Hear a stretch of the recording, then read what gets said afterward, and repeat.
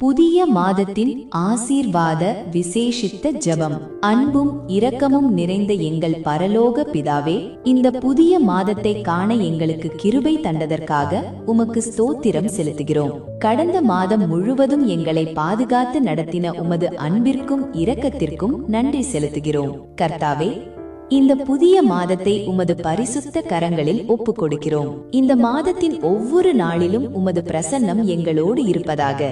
எங்கள் போக்கையும் வரத்தையும் ஆசீர்வதித்து எல்லா தீமைகளிலிருந்தும் எங்களை காத்தருளும். ஆண்டவரே, இந்த மாதத்தில் மூடப்பட்டிருக்கும் ஆசீர்வாதத்தின் கதவுகளை திறந்தருளும். வேலை தேடுகிறவர்களுக்கு நல்ல வேலை கிடைக்கச் செய்யும்.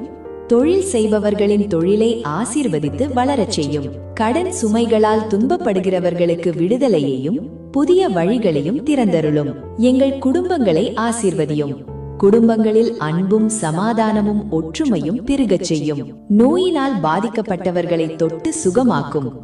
மனவேதனையிலும் கண்ணீரிலும் இருப்பவர்களுக்கு ஆறுதலையும் புதிய நம்பிக்கையையும் தாரும். இந்த மாதத்தில் எடுக்கப்படும் ஒவ்வொரு முடிவையும் வழிநடத்தும். எங்கள் பிள்ளைகளை கல்வியிலும் ஞானத்திலும் தேவ பயத்திலும் வளரச் செய்யும்.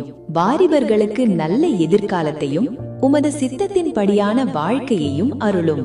கர்த்தாவே, இந்த மாதம் சாட்சிகளின் மாதமாக இருக்கட்டும்.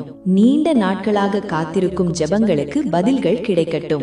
தடைப்பட்ட ஆசீர்வாதங்கள் திறக்கப்படட்டும்.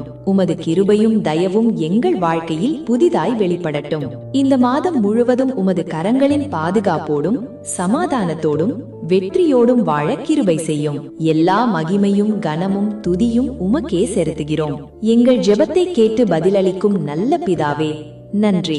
இயேசு கிறிஸ்துவின் விலையேற பெற்ற நாமத்தில் ஜெபிக்கிறோம் பிதாவே, ஆமேன். புதிய மாதத்திற்கான தேவ வாக்குத்தத்தம். இதோ, நான் புதிய காரியத்தை செய்கிறேன், இப்பொழுதே அது தோன்றும்.